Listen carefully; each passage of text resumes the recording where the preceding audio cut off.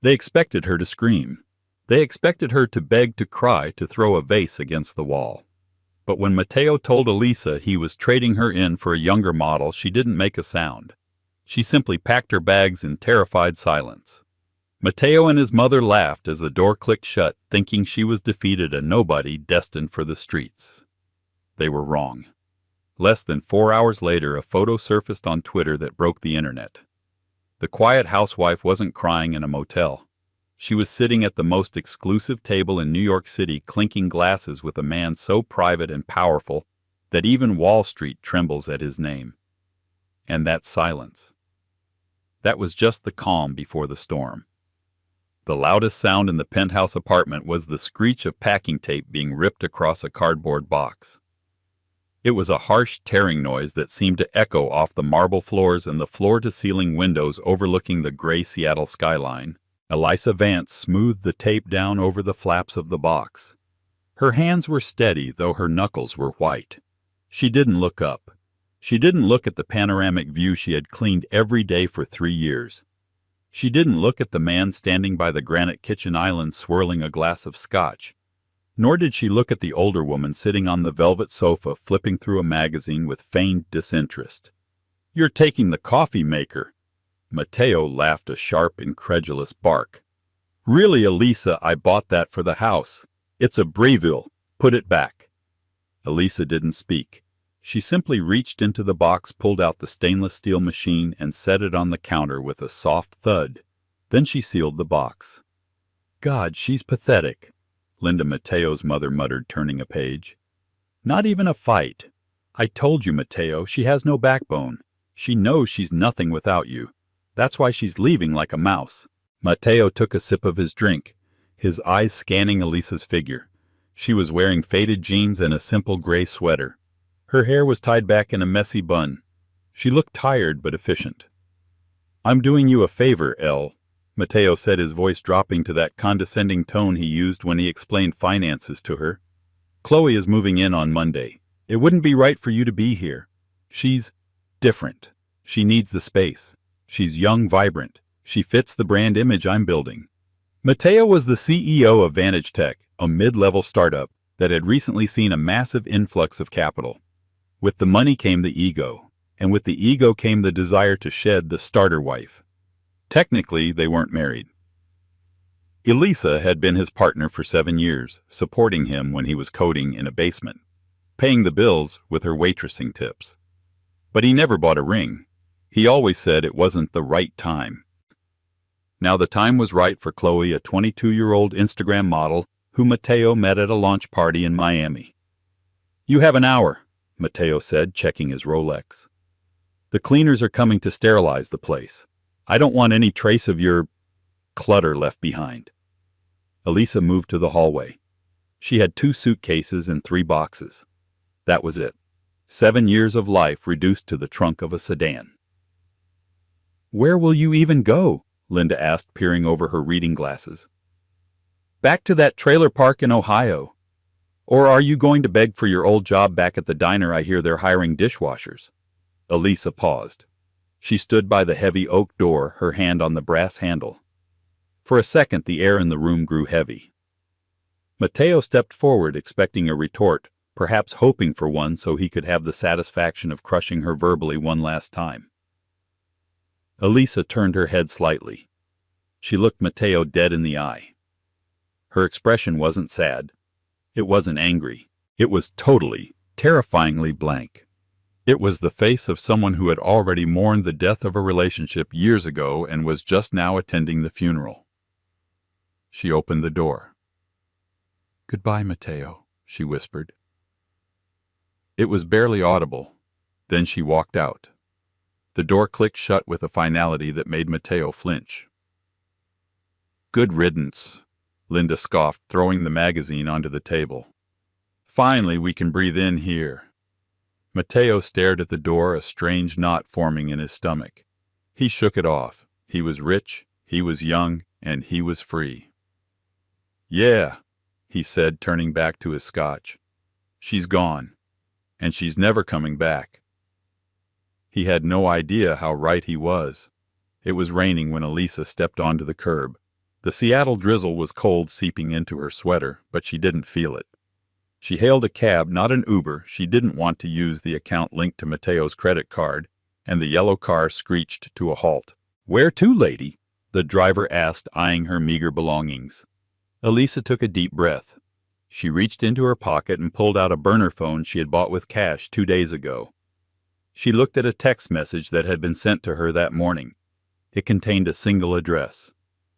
"Take me to the private airfield in King County," she said softly. The driver raised an eyebrow in the rearview mirror. "The airfield you catch in a charter looks like you're dressed for the bus station, no offense." "Just drive, please." The ride took 40 minutes. Elisa spent the time staring out the window watching the city blur. She wasn't crying. She was calculating. Mateo thought she was a simple waitress he had saved. He thought her silence was submission. He didn't know about the emails. He didn't know about the project she had been working on every night while he was asleep, the coding patches she had fixed for his competitors under a pseudonym. And he certainly didn't know about Johnny.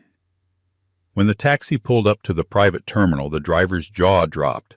Parked on the tarmac, gleaming under the floodlights, was a Gulfstream G650ER. It was matte black, sleek, and looked like a predator waiting to pounce.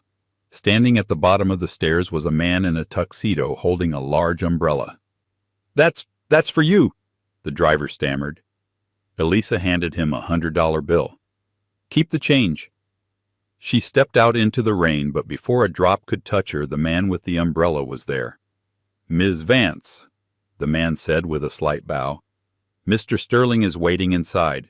He was concerned the traffic might have delayed you." "I'm here, Alfred," Elisa said, her voice stronger now. "Load the boxes, but be careful with the blue one. It has the hard drives." "Understood."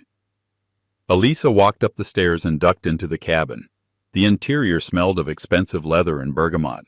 Sitting in a cream-colored swivel chair reviewing documents on a tablet was a man who looked like he had been carved out of marble. He had silver-streaked dark hair, piercing blue eyes, and an aura of power that sucked the oxygen out of the room. This was Johnny Sterling. To the public, he was a myth, a venture capitalist who had funded half of Silicon Valley in the 90s and then vanished into the shadows. He didn't give interviews. He didn't have social media. He was the money behind the money. He was the man Elon Musk called when he needed advice. He looked up as Elisa entered. He didn't smile, but his eyes softened. "You left him," Johnny stated. It wasn't a question. "I did," Elisa replied, sinking into the seat across from him. "Did you sign the NDA he tried to force on you?" "No, I left it on the counter, along with the ring he bought for the mistress." Johnny closed his tablet. "Good. Then you are a free agent." He signaled to the stewardess, who immediately brought a bottle of vintage Dom Perignon. "We have a reservation at Per Se in New York in 5 hours. I took the liberty of having a wardrobe sent to the plane.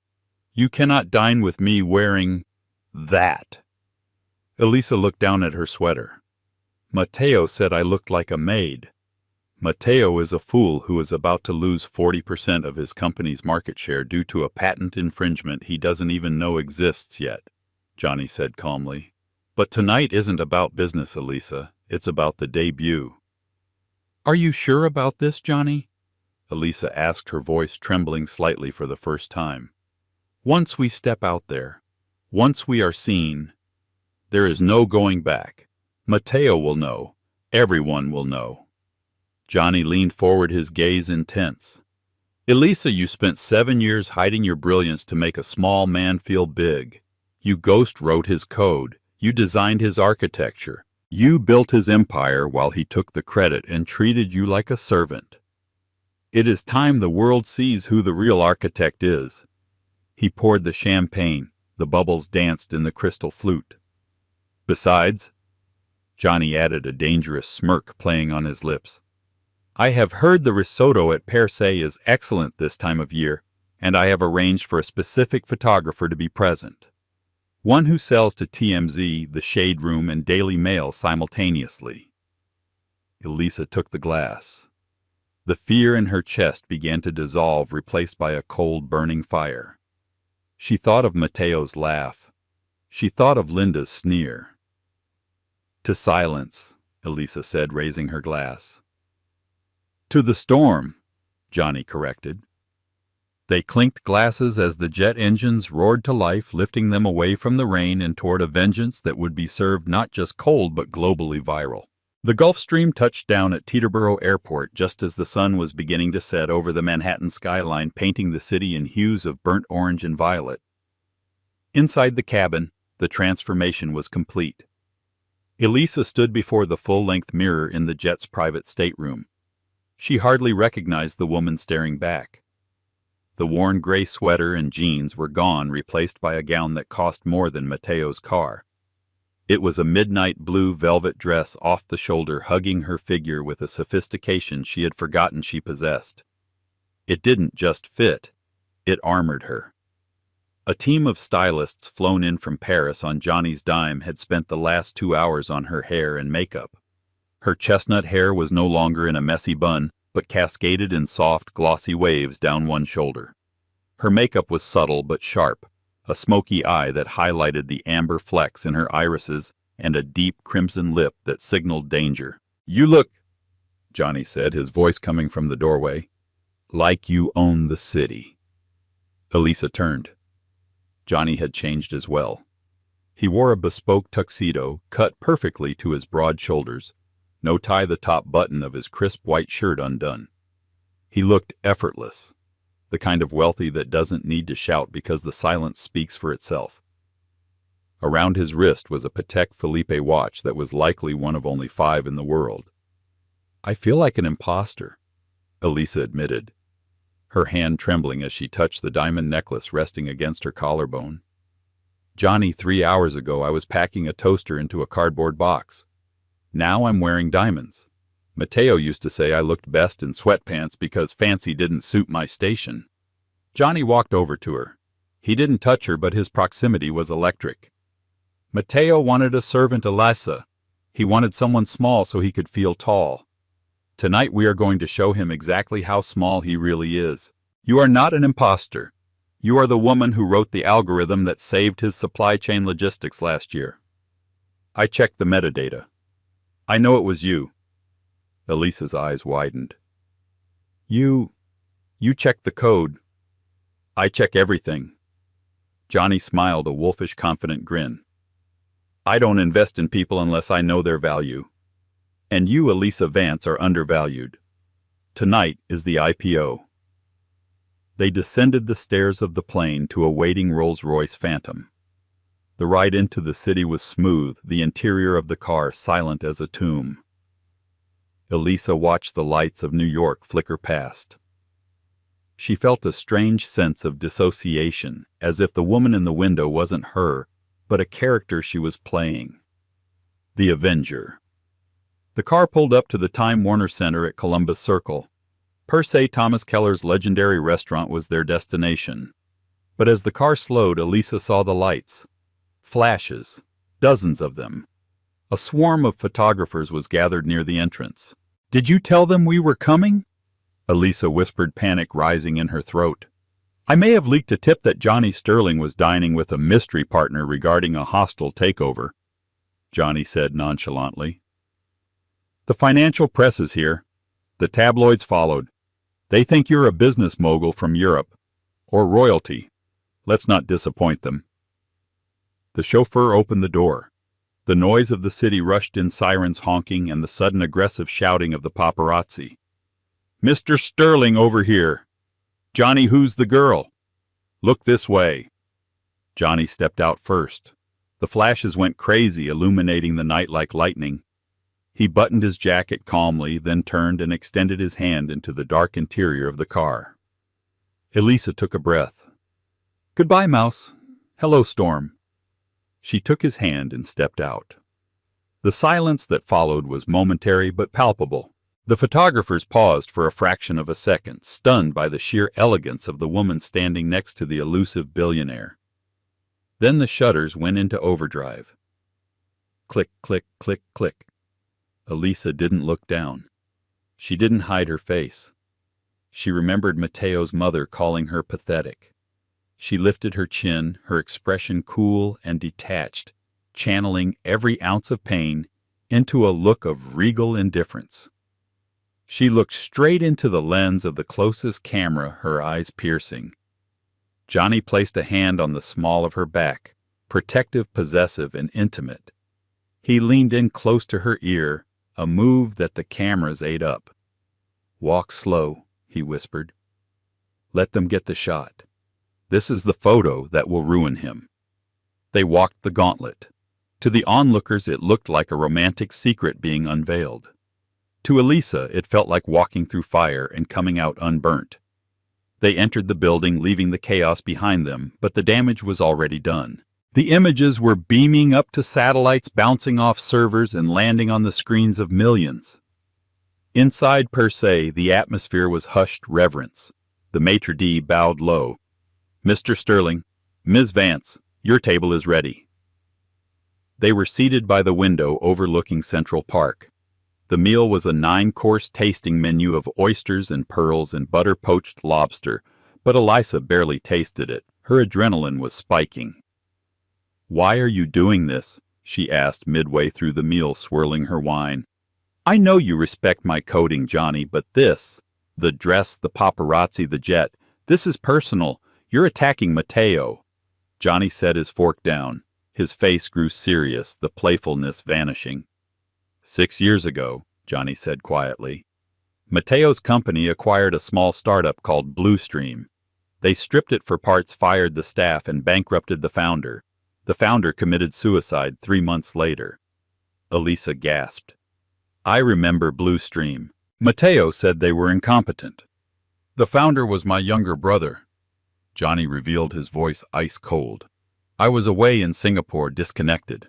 By the time I came back, it was too late. I have been watching Mateo ever since, waiting for him to make a mistake, waiting for a weakness." He looked at Elisa, his eyes softening again. "I didn't expect his weakness to be the fact that he was throwing away the genius behind his success.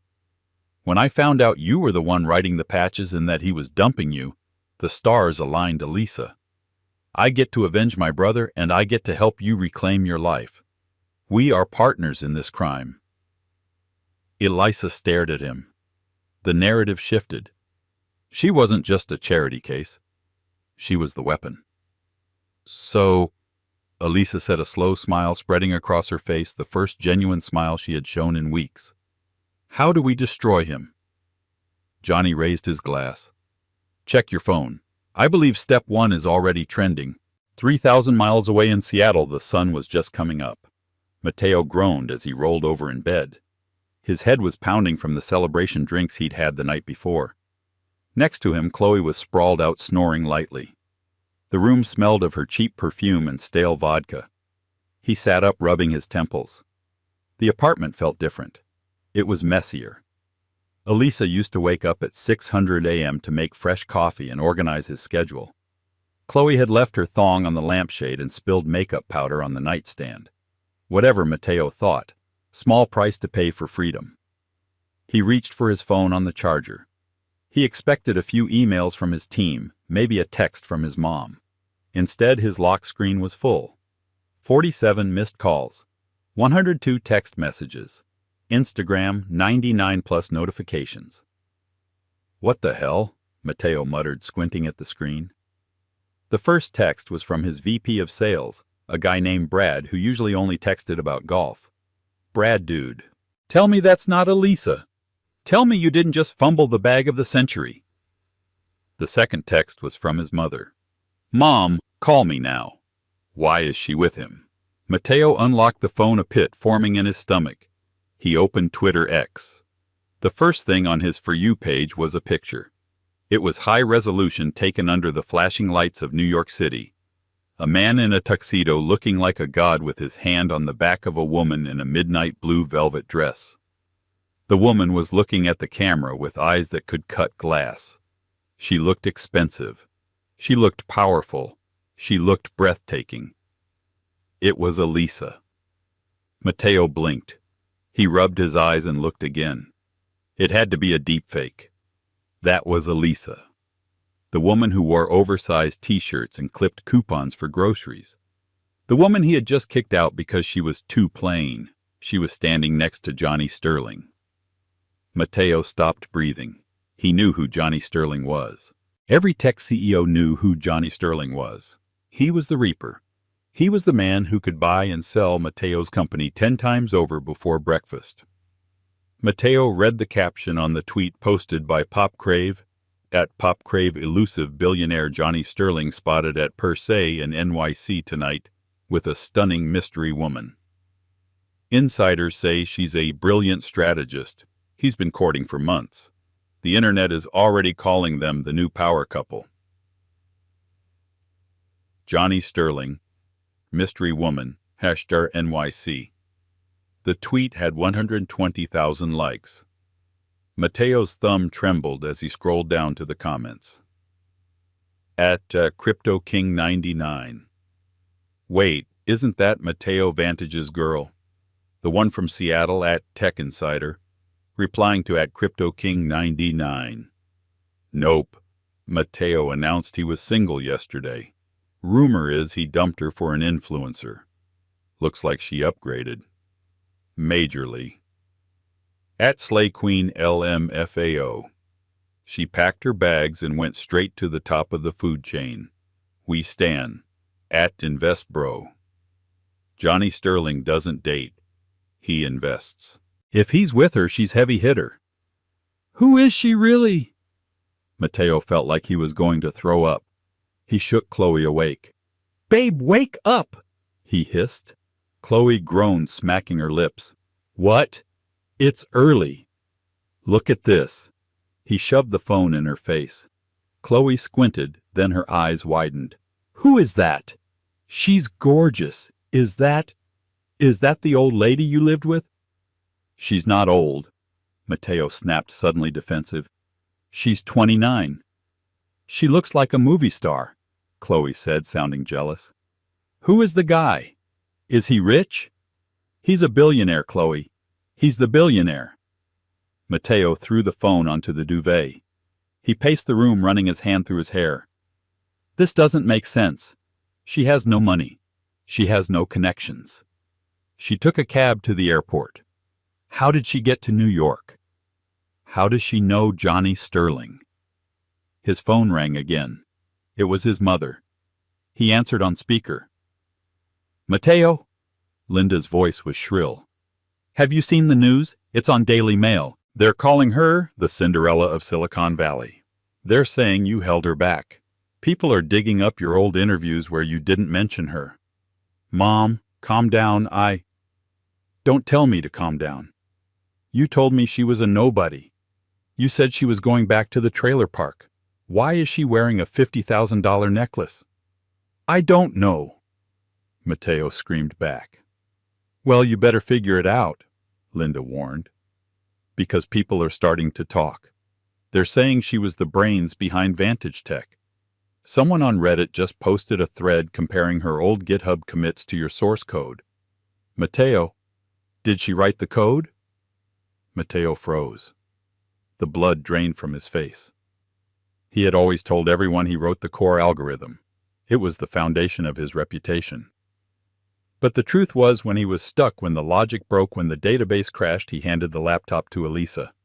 She would fix it in an hour while he played video games. He never credited her. He never paid her. He just bought her dinner and told her she was a good helper. Mateo, his mother asked, her voice dropping. Did she write it? She helped a little.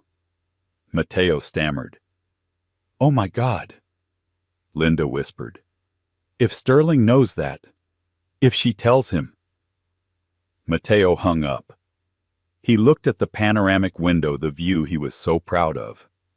Suddenly the apartment felt very small. He ran to the living room, to the spot where Elisa had stood yesterday. He looked for anything she might have left behind. A note. A clue. He found nothing but the empty space where the coffee maker used to be. He opened his laptop and frantically tried to log into the administrative backend of Vantage Tech. He needed to check the logs. He needed to make sure she hadn't taken anything. He typed in his password. Access denied. He typed it again. Access denied. A prompt appeared on the screen. System alert. Unauthorized access attempt. Your administrative privileges have been revoked by the root user. Root user, Matteo whispered. I am the root user. Then a small terminal window popped up on his screen. Green text on a black background. It wasn't a glitch. It was a message. Hello, Matteo. You kept the apartment. I kept the keys to the kingdom. E. Matteo stared at the screen, his heart hammering against his ribs like a trapped bird. She hadn't just left. She hadn't just upgraded. She had locked him out of his own company. And she was currently eating breakfast with the one man who had the money and the legal team to make sure Matteo never got back in. Matteo slumped into his expensive leather chair, the silence of the apartment now deafening. For the first time in his life, he realized he wasn't the main character of this story. He was just the villain in her origin arc, and the hero had just leveled up. The desperate flight from Seattle to New York was nothing like the private jet experience Elisa had enjoyed. Matteo flew coach middle seat back row near the bathroom because his corporate credit cards had been frozen. The bank had flagged suspicious activity the moment the news of the administrative lockout hit the financial wires. By the time Matteo landed at JFK, he was sweating disheveled and running on pure panic. He had left Chloe back in Seattle. The moment she realized the credit cards were declining at the airport Starbucks, she had hailed an Uber and told him to call her when he was rich again. Matteo didn't care.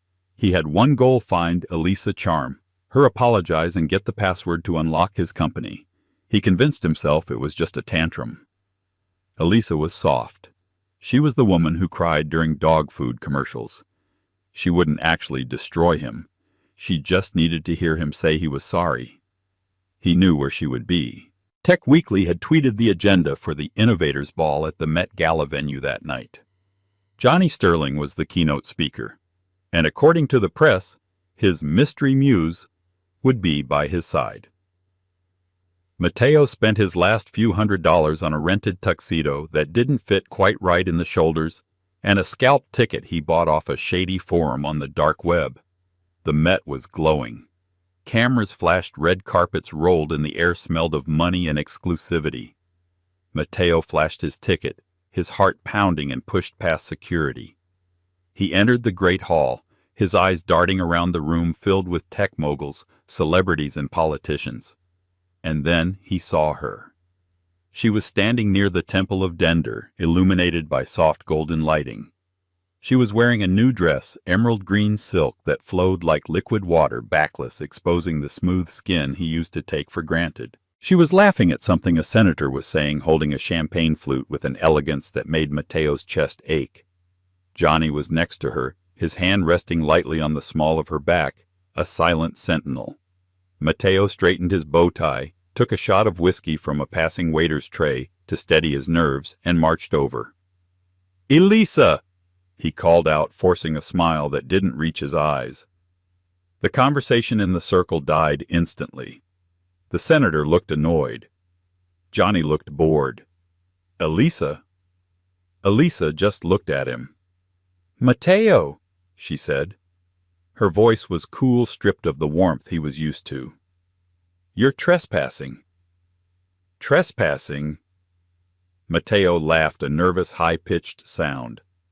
"Babe, come on! I flew across the country. We need to talk. Privately." He reached out to grab her arm, a reflex from 7 years of ownership. Before his fingers could graze her skin, Johnny's hand shot out. He didn't shove Matteo. He simply clamped his hand around Matteo's wrist. His grip was like a steel vise. "Do not," Johnny said, his voice low and terrifyingly calm, "touch her." Matteo winced, trying to pull his hand back, but he was immovable. "This is between me and my wife, Sterling." "I'm not your wife, Matteo," Elisa said, stepping closer. She wasn't shrinking away. She was looming. "I was your girlfriend of 7 years. I was your maid. I was your cook. And apparently I was your chief technology officer, though I never saw a paycheck." "Elisa, please," Matteo hissed, aware that people were starting to stare. iPhones were being raised. The cameras were recording. Not here. Look, I made a mistake with Chloe. It was stupid. I was stressed. But you locking the system, that's illegal. You're hurting the company. Our company. Our company. Elisa raised an eyebrow. Interesting phrasing. When you sold 10% of the shares last month to buy your mother a beach house, you told me the company was solely your burden. When you accepted the Innovator of the Year award, you thanked your barista but not me. Now it's ours. I built Vantage, Mateo shouted, losing his composure. I did the marketing. I got the investors. You sold the shell, Elisa corrected him, her voice raising just enough to carry across the silent hall. I built the engine. You don't even know what language the core processor is written in, do you, Mateo? Mateo stammered. It's Python. Obviously. A ripple of laughter went through the crowd.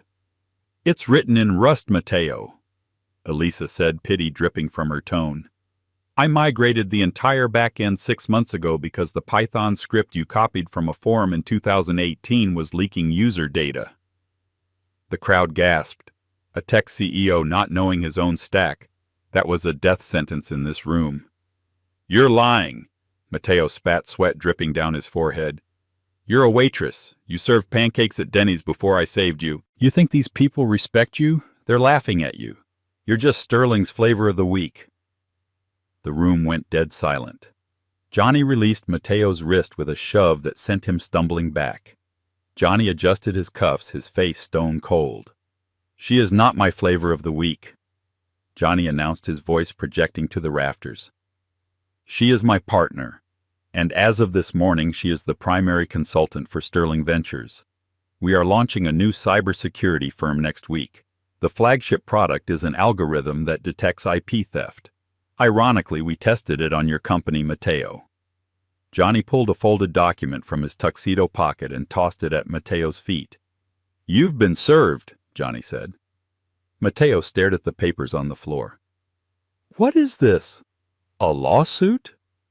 Elisa said, her eyes blazing. For intellectual property theft, fraud, and breach of implied contract. I'm not just leaving you, Mateo. I'm taking back my brain. Security guards materialized out of the shadows. Sir, you need to leave, one of them said, grabbing Mateo's arm. No, she's lying. She's crazy, Mateo screamed as he was dragged away, his heels skidding on the polished floor. I made you, Elisa. You're nothing without me, nothing. Elisa watched him go, her expression unreadable. When the doors slammed shut, the silence lingered for a second. Then slowly the senator began to clap. Then Johnny. Then the room erupted in applause. Elisa looked at Johnny. He winked. Showtime, he whispered. But Elisa knew the real battle wasn't at the party. It was going to be in court. Mateo was desperate, and desperate men were dangerous. He wouldn't just roll over. He would try to burn her down, even if he had to burn himself with her. 3 weeks later, the atmosphere in the Superior Court of Washington was suffocating. The press dubbed it the divorce of the decade, even though they were never married. It was a battle of narratives, the self-made tech bro versus the hidden female genius. Mateo's legal team was aggressive. They were expensive sharks funded by the last of Mateo's dwindling investors who were desperate to salvage the company. Their strategy was simple: discredit Elisa. Paint her as a scorned ex-girlfriend who was vindictive and delusional. Elisa sat at the plaintiff's table next to Johnny's team of corporate litigators. She wore a sharp white suit, a visual contrast to the gray and black of the courtroom. She looked like a CEO. On the witness stand, Mateo looked better than he had at the gala, but his eyes were hollow. He had been coached. Ms. Vance had access to my computer, yes, Mateo testified smoothly. She often used it to shop online or play games. I suspect she installed a keylogger to lock me out as revenge for our breakup. The idea that she wrote the code for Vantage is absurd. She has no formal education in computer science. She is a high school graduate who worked in food service. Mateo's lawyer, a man with an oily smile named Mr. Sterling, no relation to Johnny, much to everyone's amusement, stood up. So, to be clear, Mr. Vantage, you are the sole author of the source code. I am. Mateo lied. I wrote every line. And Ms. Vance? She made the coffee. Mateo smirked. A few of his supporters in the back chuckled. Elisa didn't flinch. She scribbled something on a notepad and slid it to her lead attorney, a razor-sharp woman named Rebecca. Rebecca stood up for the cross-examination. She didn't pace. She didn't shout. She walked to the center of the room and plugged her laptop into the courtroom's projector. Mr. Vantage, Rebecca began, you claim you wrote every line of code. That is a statement under oath. Are you aware of the penalties of perjury? I know what I wrote, Mateo said defiantly. Excellent. Then you can explain this. Rebecca hit a key. The projector screen lit up with blocks of complex code. It was the kernel of Vantage Tech's logistics engine. This is Exhibit C, Rebecca said, the source code you submitted to the Copyright Office 3 years ago. Can you talk us through lines 400 through 450? Mateo squinted. He started to sweat. It's a data sorting algorithm. Actually, it's a recursive loop for inventory management, Rebecca corrected. But that's not what I'm interested in. I'm interested in the comments. Encoding programmers leave comments notes within the code that the computer ignores, meant for humans to read. Please look at line 412, Rebecca said. It appears to be a variable definition. The screen zoomed in. var favorite memory equals 0712-216. What does this date mean, Mateo? Rebecca asked. Mateo froze. I don't recall. Random numbers. Elisa stood up. She didn't ask permission. She just stood. July 12, 2016, Elisa said clearly. It was the day we drove to the coast. It was raining. We ate clam chowder in the car because we couldn't afford a restaurant. You told me you were scared you'd never make it. I told you I would help you build it. Objection, Mateo's lawyer shouted. The witness is testifying. I'm not done, Elisa said, her voice cutting through the objection. Rebecca, execute the command. Rebecca typed a command into the terminal on the screen. Run private key, decrypt favorite memory. The courtroom held its breath. The code on the screen began to shift, the text scrambling and reassembling. It was a hidden function buried so deep inside the architecture that no standard audit would find it. The screen cleared and a single image appeared.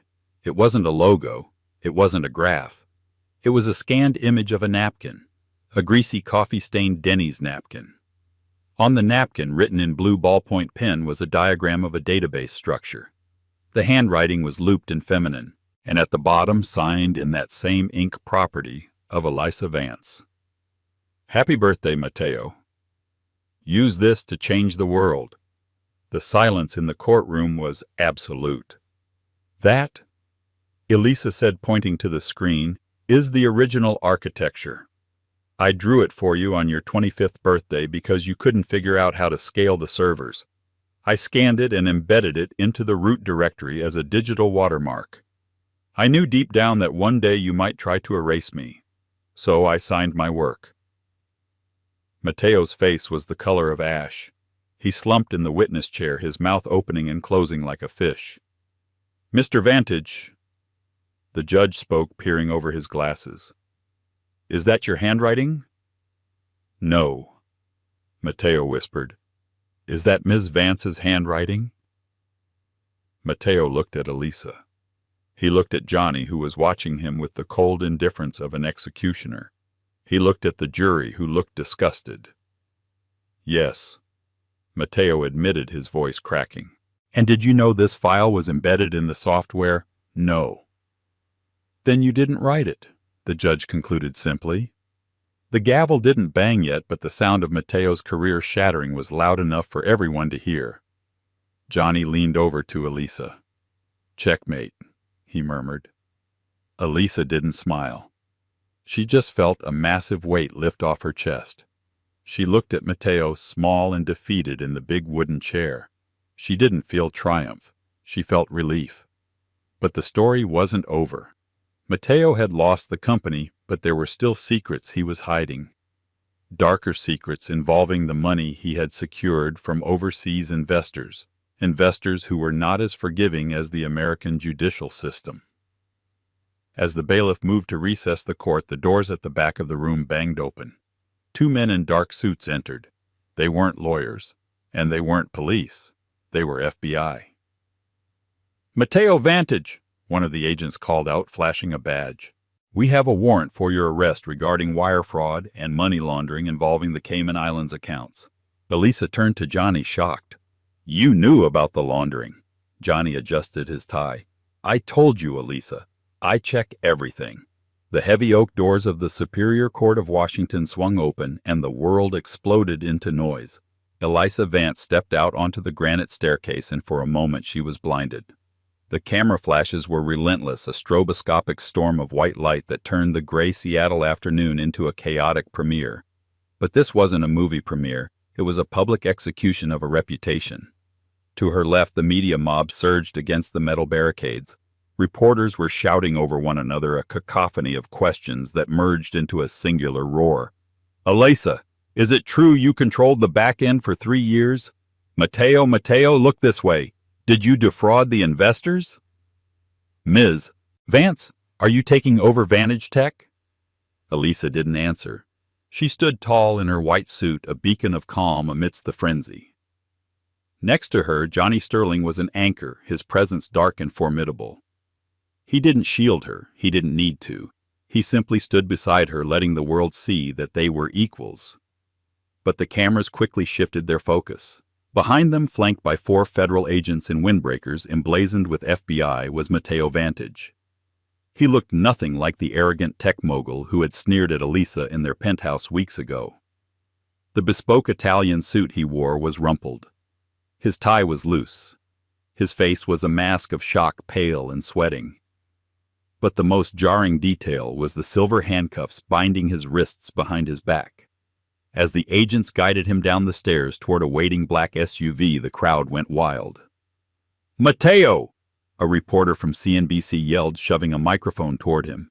"The SEC is claiming $40 million in laundered funds through shell companies in the Caymans. Do you have a comment?" Mateo looked up. His eyes frantically scanned the crowd, looking for a friendly face, looking for an exit. They landed on Elisa. For a heartbeat, time seemed to suspend. Mateo stopped walking, forcing the agents to tug at his arm. He looked at the woman he had discarded, the woman he had called a mouse.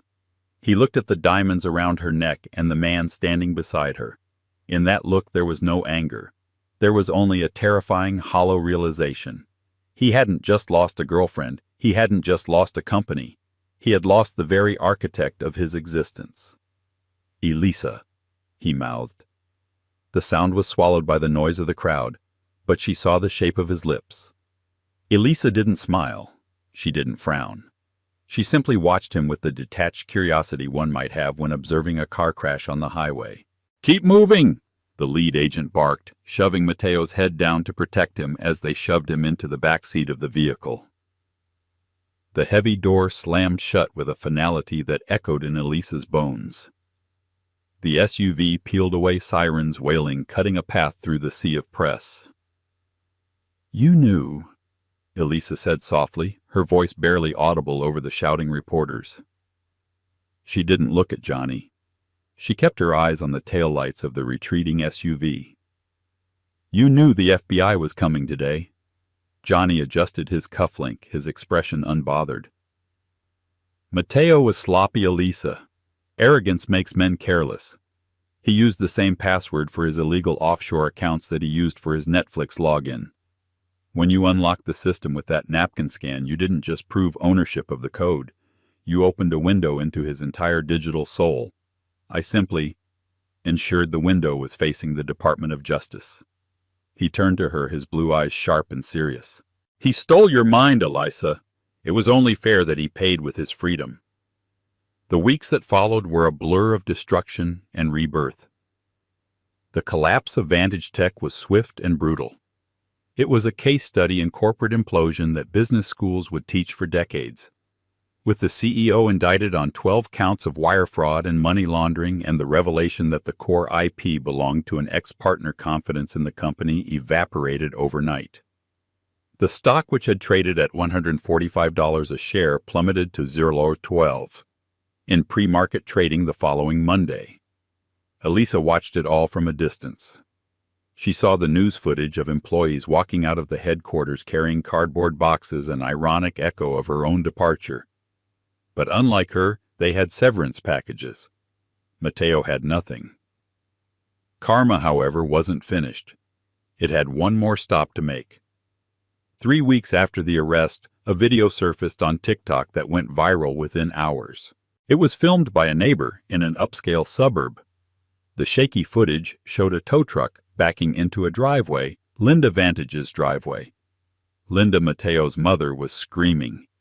She was wearing a silk robe, clutching a Louis Vuitton bag as if it were a life preserver. "You can't take it!" Linda shrieked at the repo man who was hooking chains to the axle of her white Mercedes. "My son is Mateo Vantage. Do you know who he is? He owns this city." "Lady," the repo man said, looking tired, "your son owns a jail cell. The bank owns the car. Step back." As the car was hoisted into the air, Linda turned to the person filming. "Stop filming. We are good people. She did this. That waitress did this." The video ended with Linda sitting on the curb weeping into her hands. Elisa watched the video on her tablet in the quiet of her new living room. She expected to feel a surge of triumph. Linda had tormented her for 7 years, belittling her family, mocking her clothes, treating her like hired help. Seeing her humbled should have felt like victory. Instead, Elisa just felt done. The anger had burned itself out, leaving behind a clean, empty space where she could finally build something new. She closed the video. "Goodbye, Linda," she whispered. 6 months later. The elevator doors opened onto the 40th floor of the newly constructed Sterling Vance Tower in downtown Seattle. The space was breathtaking, an open-concept cathedral of glass and steel bathed in natural light. It didn't smell of fear or ego. It smelled of potential. Elisa walked through the bustling office. Dozens of engineers, many of them women she had personally recruited, looked up and nodded with respect as she passed. They weren't afraid of her. They were inspired by her. She reached her corner office, a space 3 times the size of Mateo's old penthouse living room. The desk was made of reclaimed timber, sleek and modern. On the wall behind it, framed in simple black wood, was the original Denny's napkin. It was a reminder. Never forget where you started. Never let anyone erase your name. She sat down and opened her laptop. The beta results for Aegis, their new AI-driven cybersecurity platform, were incredible. They had already secured contracts with 3 major banks and a defense contractor. The company was projected to hit $1 billion valuation before the end of the fiscal year. Her phone buzzed on the desk. Elisa glanced at it. It was a number she had deleted, but one she still recognized. Unknown number L. "Please, I know you blocked my other number. I'm using a burner phone a guard smuggled in." Elisa stared at the screen. She should delete it, but curiosity, that old ghost, made her open the message. Unknown number. "The trial starts next week. They're offering a plea deal, but it's 15 years L. 15 years. I'm scared. Chloe sold a story to TMZ about me being abusive. Mom won't answer my calls because she's living in a motel and blames me. I have nobody." Unknown number. "I just wanted to say, you were right. About the rain. About the chowder. That was the best day. I should have married you then. I'm so sorry. Can you help me?" Just a character reference. Anything. Elisa read the words. She felt the ghost of the girl she used to be. The girl who would have dropped everything to save him. The girl who packed boxes in silence because she thought she deserved the pain. But that girl didn't live here anymore. Mateo didn't want forgiveness. He wanted a lifeline. He was drowning, and he was reaching for the only person who had ever learned how to swim in his chaos. Elisa typed a response. Her fingers hovered over the keys. "I forgive you." She looked at the words, then she backspaced. I hope you find peace. She backspaced again. She realized she didn't need to say anything. Her silence had been her exit. Her silence had been her weapon. And now her silence was her final answer. She selected the message thread. Delete. Block caller. She set the phone down just as the office door opened. Johnny walked in. He looked different than he had in the beginning. The sharp predatory edge of the Wolf of Wall Street had softened into something warmer, something more collaborative.